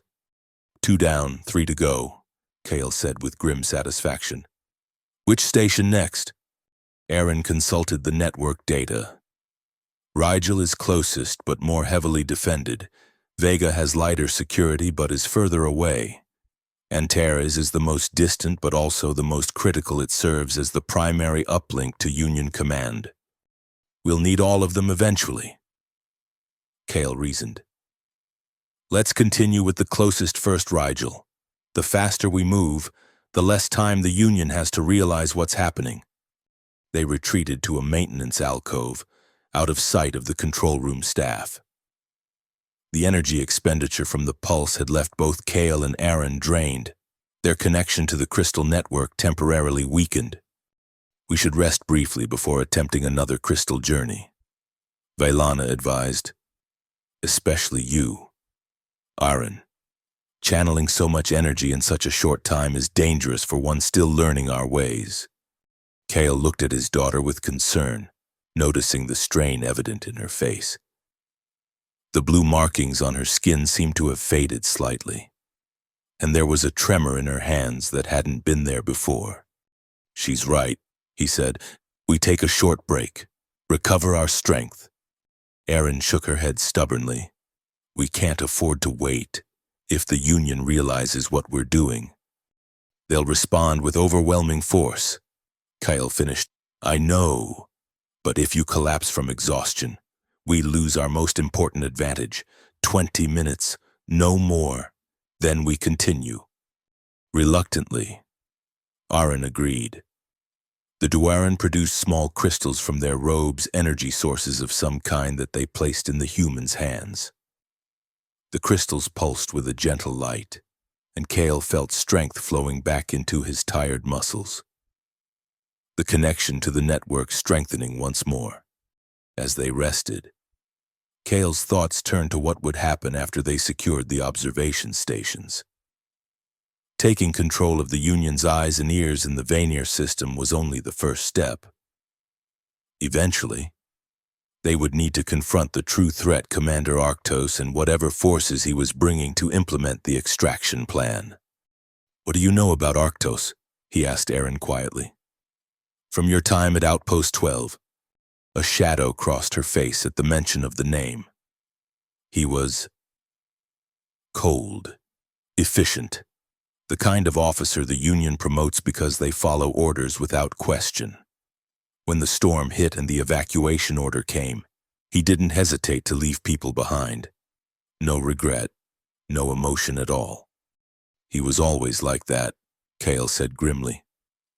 "Even back when I served under him. That's why they gave him this assignment. Extracting resources from primitive worlds requires a certain moral flexibility. He's more than just cold now," Aaron added. "According to the data we've accessed, Arctos has undergone extensive cybernetic enhancement. He's practically a cyber trooper himself, the most advanced model the Union has developed." Kale absorbed this information with growing unease. Fighting Union forces would be difficult enough. Confronting a cybernetically enhanced Arctos would be another challenge entirely. "One problem at a time," he reminded himself. "First the observation stations, then we deal with Arctos." After their brief rest, they prepared for the journey to Rigel. The crystal travel was marginally easier this time. Kale's mind better prepared for the disorienting transition between physical reality and the network's strange dimension. They materialized in a storage compartment within Rigel Station, immediately sensing that something was different about this facility. The very air seemed charged with tension, and through their connection to the crystal network, they could detect numerous void signatures moving throughout the station. "Cyber troopers," Velana confirmed, her patterns dimming with concern. "Many of them." Aaron connected briefly to the local systems. "Rigel's been placed on high alert," she reported. "They've detected the anomalies at Polaris. Our data loop wasn't perfect." "Then our element of surprise is gone," Kale concluded. "We need a new approach." Before they could formulate a plan, alarms blared throughout the station. A mechanized voice announced, "Security breach detected. Unknown entities in Storage Bay 7, all personnel to battle stations. Cyber trooper units deployed to containment positions." "So much for stealth," Kale muttered. "On time for Plan B." "What's Plan B?" Aaron asked. He smiled grimly. "We make a lot of noise in one direction while accomplishing our objective from another." He turned to Vailana. "Can your warriors create a distraction? Something significant enough to draw the cyber troopers away from the control center?" The Dwaran priestess conferred briefly with her companions, their patterns shifting in complex sequences as they communicated in their silent way. "It can be done," she said finally. "The crystal network extends throughout this station as well. We can create energy surges in the lower levels, disruptions that will register as multiple intruders." "Good. While they're chasing ghosts below, we'll make our way to the control room." Kale looked at Aaron. "This time, we won't have the luxury of careful infiltration.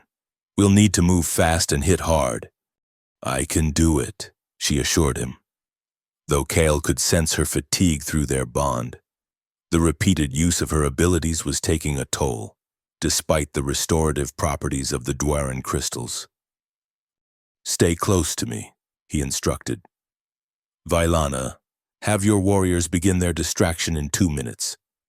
That should give us time to reach the access corridor for the upper levels. The group split, with 3 of the Dwaran warriors heading deeper into the station while Kyle, Aaron, and Vaylana moved toward the nearest lift shaft. As they reached it, the promised distraction began alarms blaring from multiple sections of the lower levels. The station's automated announcements reporting security breaches in contradictory locations. That should keep them busy, Kyle said as they entered the lift. Aaron, can you override the security lockdowns on the upper levels? She placed her hand against the lift's control panel, connecting to the station's systems. Partially. They've implemented additional security measures probably in response to what happened at Polaris. I can get us to level 2, but the control room on level 1 is isolated behind independent protocols. Level 2 is close enough, Kyle decided. We'll find another way up from there. The lift ascended rapidly, depositing them on a level that housed research facilities and secondary command functions. Unlike the lower levels, this area was staffed primarily by scientific personnel rather than security forces. As they emerged, several researchers looked up in surprise at the sight of the Dwaran priestess accompanying the humans. Before anyone could raise an alarm, Vaylana extended her hands, her patterns flaring with intense light. The Union personnel froze in place, caught in some kind of stasis field generated by the Dwaran's abilities. Temporary only, she explained as they hurried past. They will resume normal functions once we are gone. They moved quickly through the research level, following Aaron's sense for the station's layout. The control room was directly above them, accessible through a secondary maintenance shaft that bypassed the main security checkpoints. As they reached the shaft, heavy footsteps announced the arrival of Trouble 2 cyber troopers rounding the corner ahead, their enhanced bodies moving with mechanical precision. The troopers' sensor arrays locked onto the intruders immediately, weapon systems activating with an ominous hum. "Down!" Kyle shouted, pulling Aaron behind a research console as energy beams sliced through the air where they had been standing. Vaylana glided sideways with inhuman grace, avoiding the attack by millimeters. The cyber troopers advanced methodically, their armored forms impervious to the few energy weapons Kale and the others carried. Direct confrontation would be suicide. "The crystal network," Kale said urgently to Vaylana. "Can you use it against them?" The priestess's patterns shifted as she assessed the situation. Their cybernetic systems make them resistant to most energy manipulations. But perhaps. She extended her consciousness into the local crystal formations. Seeking a vulnerability, Kale provided covering fire, his shots doing little more than slowing the cyber trooper's advance. Beside him, Aaron had closed her eyes, also connecting to the network, but in a different way interfacing with the station's systems rather than the crystals themselves. "The environmental controls," she said suddenly. "Their cybernetic components are sensitive to pressure differentials. If I can increase the atmospheric pressure in this section..." She didn't wait for approval, immediately implementing the change through her connection to the station's systems. Warning lights flashed as the pressure began to rise rapidly, causing discomfort for the humans but having a more dramatic effect on the cyber troopers. Their movements became jerky, systems struggling to compensate for the changing conditions, taking advantage of their momentary disorientation. Vaylana struck. Her patterns accelerated to blinding speed as she channeled energy directly into the cyber troopers' neural interfaces, the only truly organic parts remaining in their enhanced bodies. Both soldiers collapsed simultaneously, their systems overloaded by the combined assault of pressure changes and Dwaran energy manipulation. "They'll reboot within minutes," Vaylana warned. "Their autonomous systems are designed to recover from most forms of disruption." "Then we don't waste time," Kyle replied, already moving toward the maintenance shaft. "Up, quickly." They climbed the narrow passage, emerging into a service corridor that ran behind the main control room. Through their blood bond, Kale could sense Aren's growing exhaustion, the repeated use of her abilities pushing her to her limits. But there was something else there too, a fierce determination that reminded him painfully of himself in younger days. The control room's rear entrance was sealed with a security field standard Union protocol for high-security areas.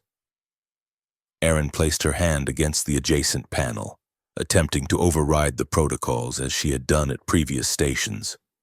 "It's not working," she said after a moment, frustration evident in her voice. "They've isolated this system completely, no network connections, no remote access." "A manual override, then," Kale decided, examining the panel housing. "Old school." He removed the outer casing, exposing the complex circuitry beneath.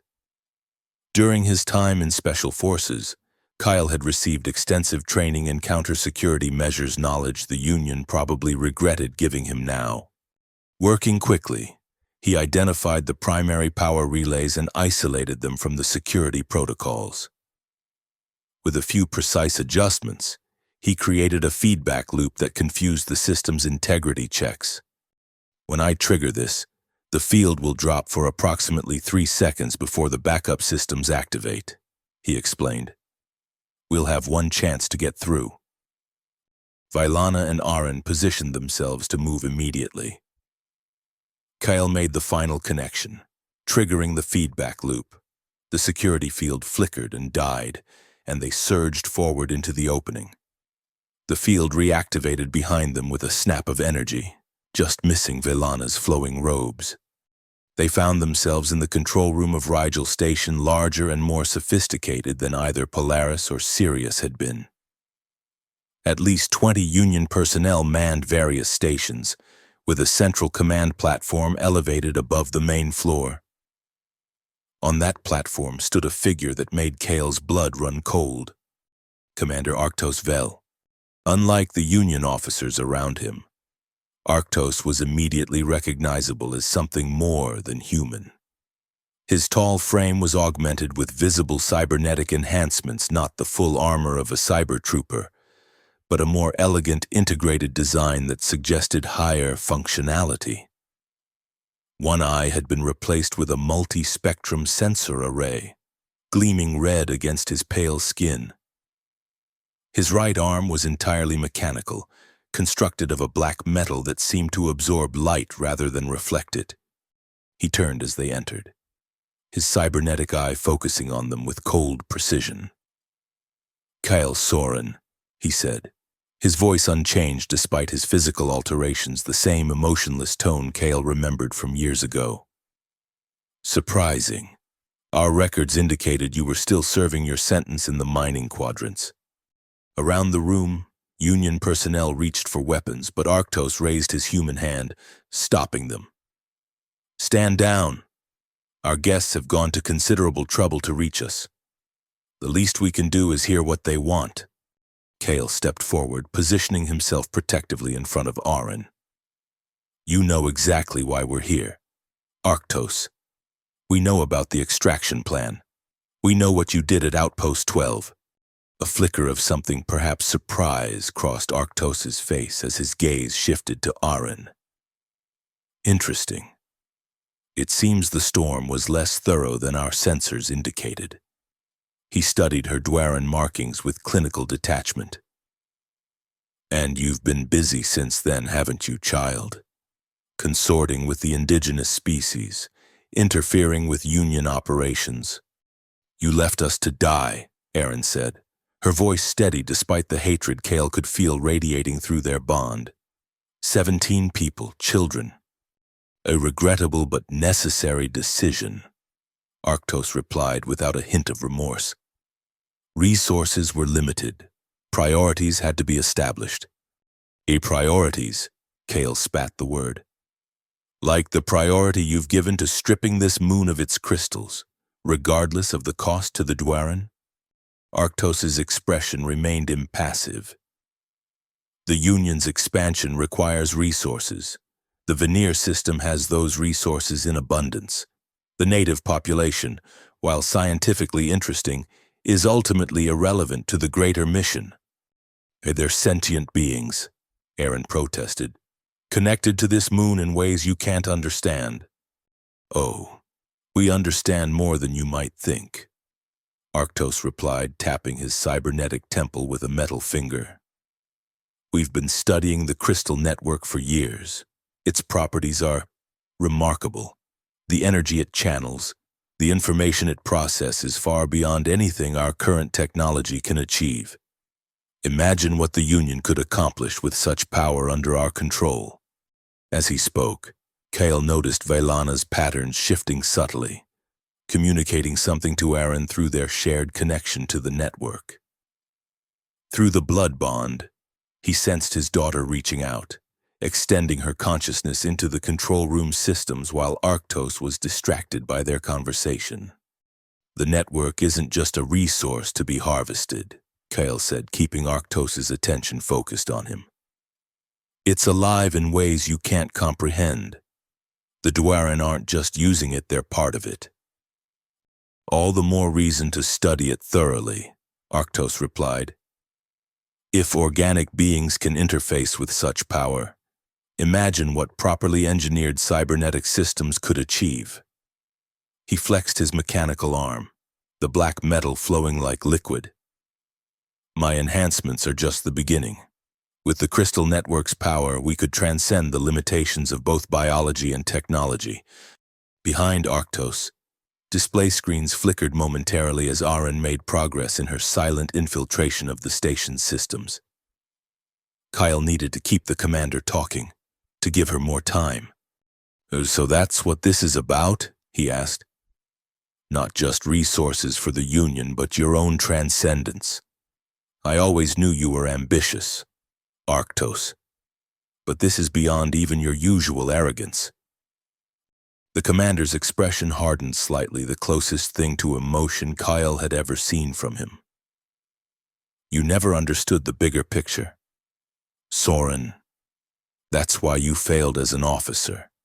Your attachment to individuals blinded you to the needs of civilization as a whole.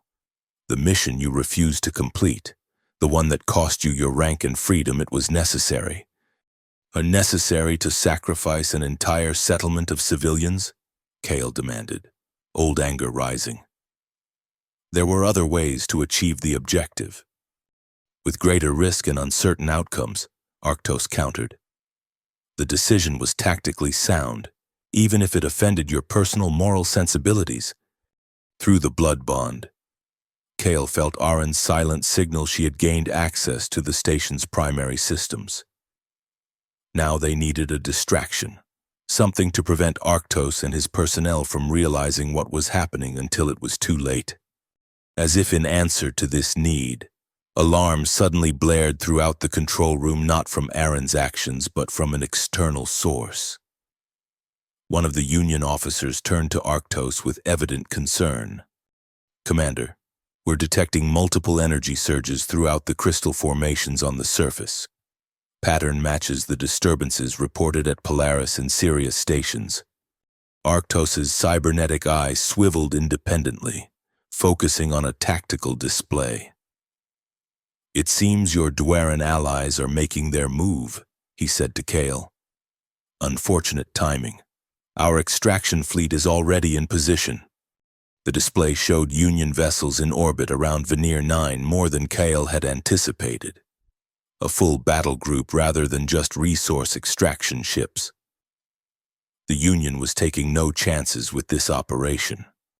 You can't win this. Soren, Arctos continued. Even if you somehow manage to disrupt operations at the other observation stations, the extraction will proceed as planned. The fleet operates independently of ground-based command structures specifically to prevent the kind of interference you're attempting. Kale exchanged a glance with Velana, whose patterns had dimmed with concern at this revelation. Their plan had focused on controlling the observation network, assuming that would be sufficient to disrupt the Union's operations. If the fleet could function independently... Now, Aaron whispered. Before anyone could react, Every display in the control room changed simultaneously, showing not Union tactical data but the intricate patterns of the crystal network. The overhead lights died, replaced by the natural luminescence of crystal formations embedded throughout the room's architecture. Arctos whirled toward Aaron, his cybernetic systems instantly recognizing the source of the disruption. "Stop her!" he ordered, his mechanical arm transforming into a weapon configuration. But he was too late. Aaron had already established full connection with the station's systems, and through them, to the crystal network that spanned Veneer 9. Her Duaran markings blazed with blue fire as she channeled more power than Kale had seen her use before, the energy flowing through her human body in visible currents. The Union personnel found themselves unable to move, caught in a stasis field similar to what Vailana had generated earlier but on a much larger scale. Only Arctos remained mobile, his cybernetic enhancements allowing him to resist the energy manipulation. He raised his weapon arm toward Aaron, but Kale was already moving, driven by paternal instinct and combat reflexes that no amount of time in the mines could erase. He tackled Arctos with enough force to disrupt his aim, the energy blast intended for Aaron striking a control console instead, which exploded in a shower of sparks.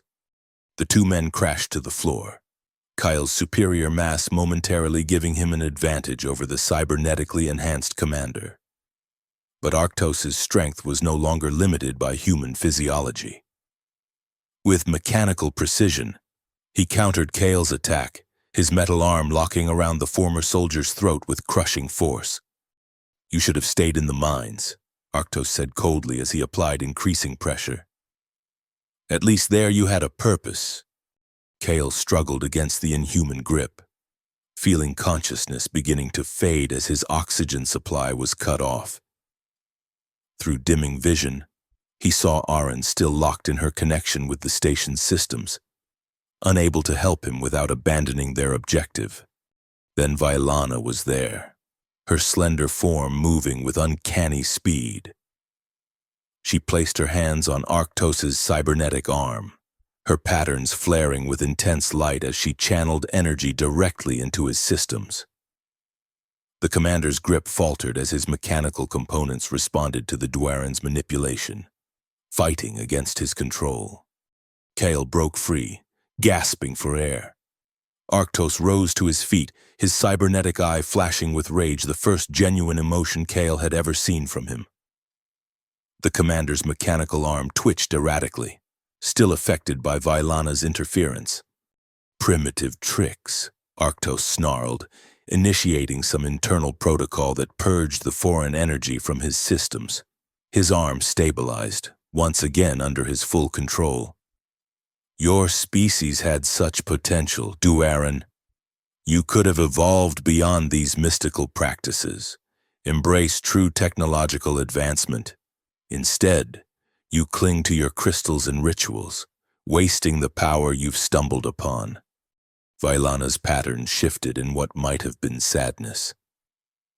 "You see only tools where there are partners," she replied.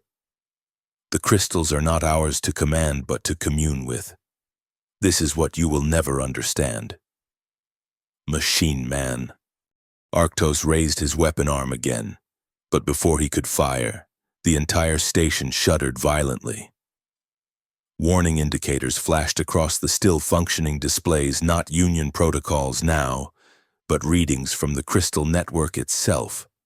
"What have you done?" Arctos demanded, turning to Aaron. She opened her eyes, which now glowed with the same blue luminescence as her markings. "Connected the dots," she answered, her voice overlaid with harmonics that echoed the Duaran speech patterns. "All 5 observation stations linked through the crystal network. And now..." She raised her hands, and the control room's main display activated, showing the Union fleet in orbit. As they watched, the vessel's orderly formation began to disintegrate, ships drifting out of alignment as their control systems responded to commands that weren't coming from their Union pilots. Impossible, Arctos breathed. The fleet's systems are isolated from ground-based networks specifically to prevent this kind of interference. Not from this network, Aaron replied. The crystals extend beyond Veneer 9, Commander. Microparticles exist throughout this system in the ice rings, in the atmospheric dust your ships must pass through. You've been surrounded by the network since you arrived, carrying pieces of it inside your vessels without ever realizing. Kale stared at his daughter in awe and growing concern. The power she was channeling far exceeded anything she had demonstrated before, her human form barely containing the crystal energy flowing through her. Through their bond, he could sense the strain it was placing on her, the danger of pushing her transformation too far, too fast. Aaron, he said quietly, that's enough. You've done what we came to do. She shook her head, her gaze fixed on Arctos. Not yet. He needs to understand.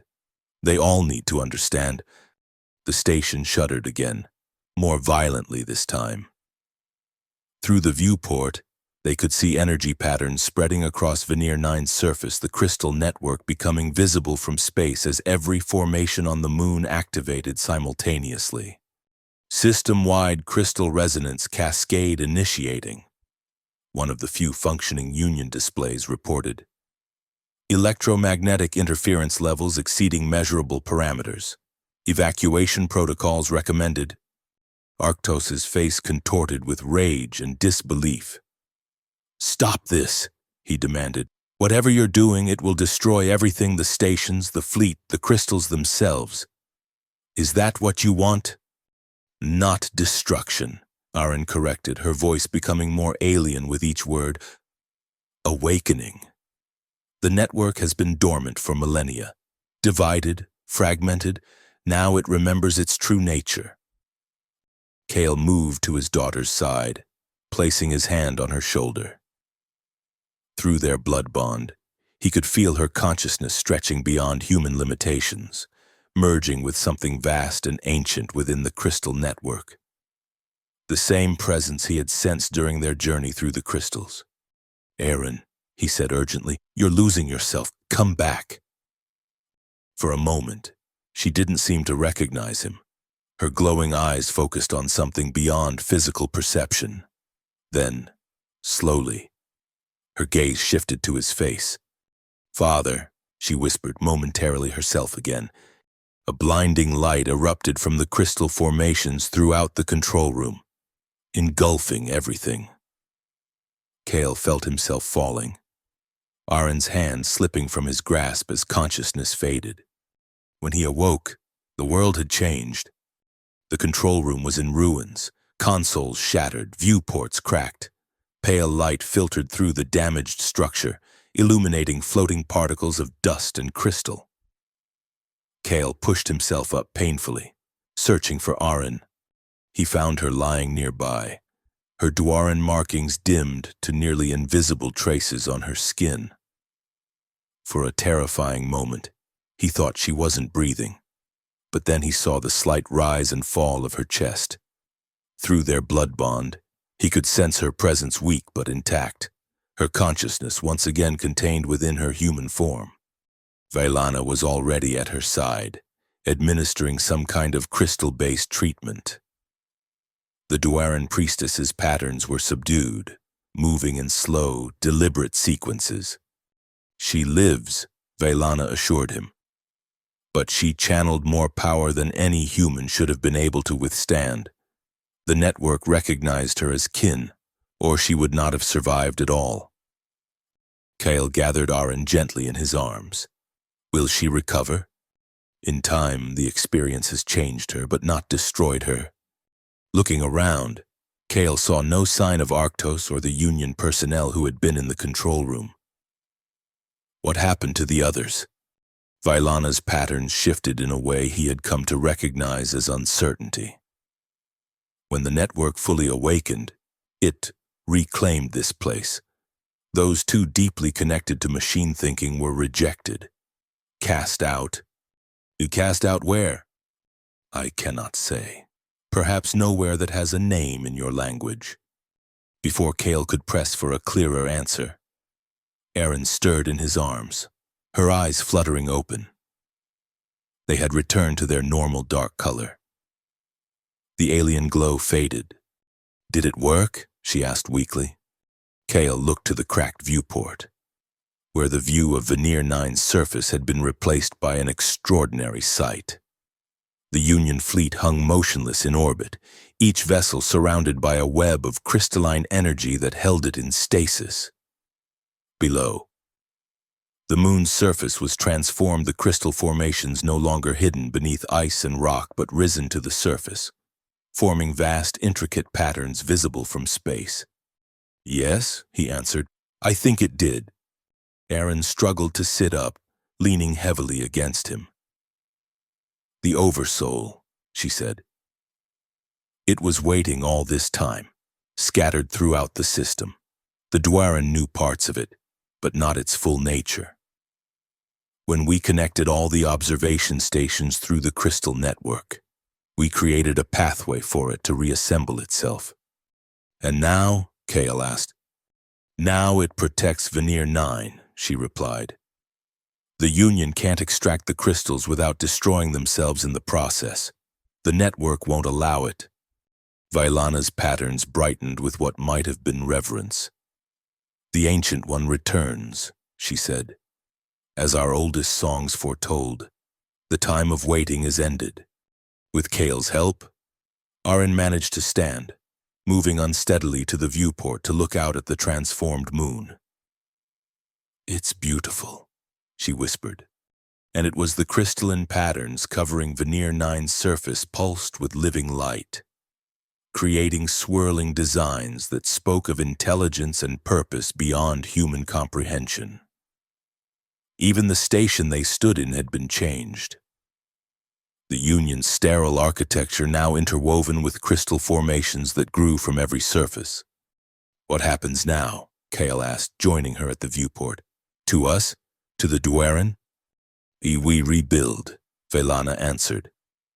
"The network will protect us from further incursions. Those of your kind who wish to remain in harmony with Veneer 9 may stay. Those who cannot adapt will leave." Kale thought of the miners still working in the distant quadrants, unaware of the transformation that had swept across the moon. Many would flee back to Union space, but others, those like him, who had no home to return to, might choose to stay, to build something new in this changed world. "And us?" he asked Aaron quietly. "What do we do?"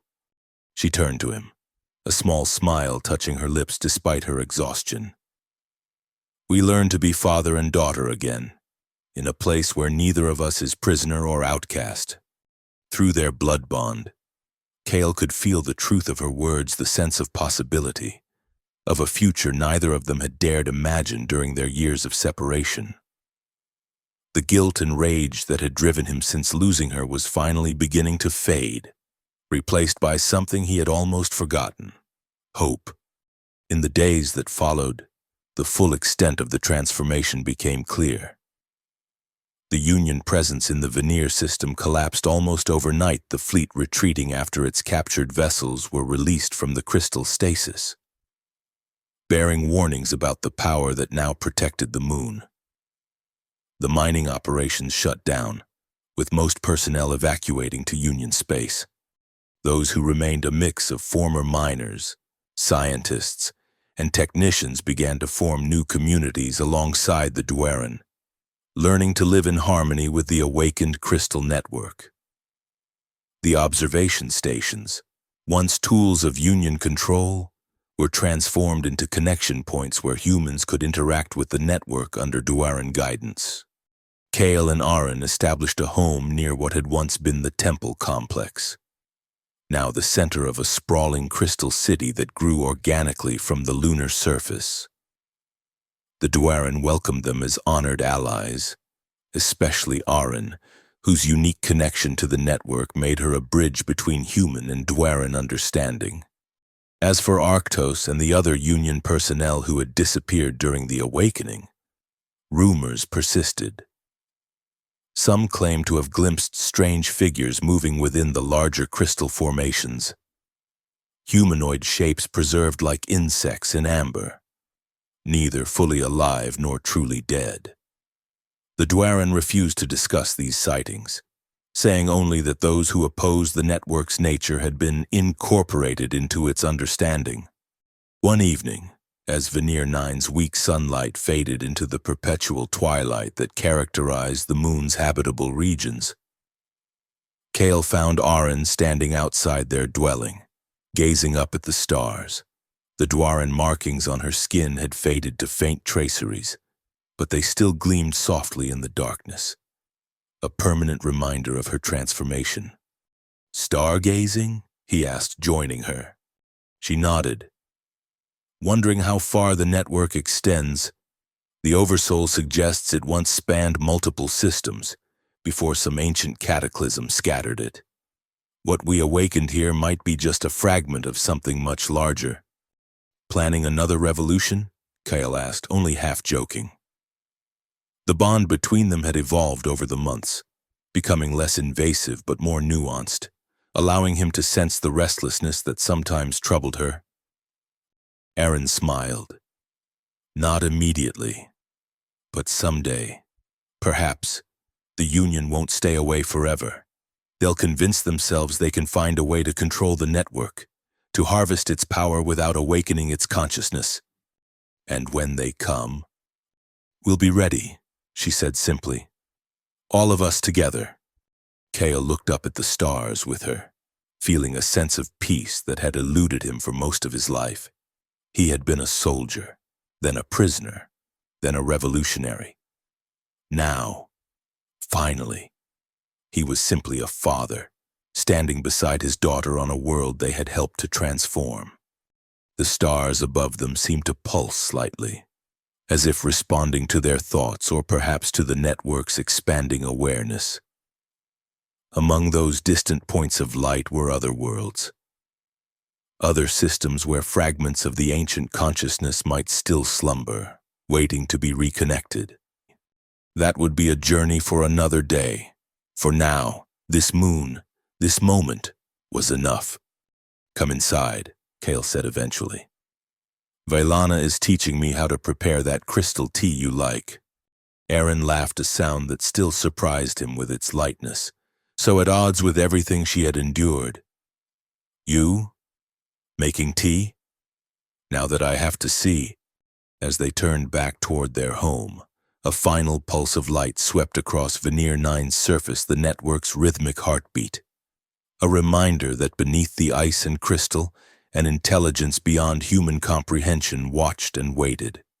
Neither benevolent nor malevolent, but simply other, existing in harmony with those who respected its nature. The stars would still be there tomorrow, and the day after, and all the days that followed. For now, there was peace on the moon called Veneer 9, where a father and daughter had found each other again, and in doing so, had changed the destiny of worlds.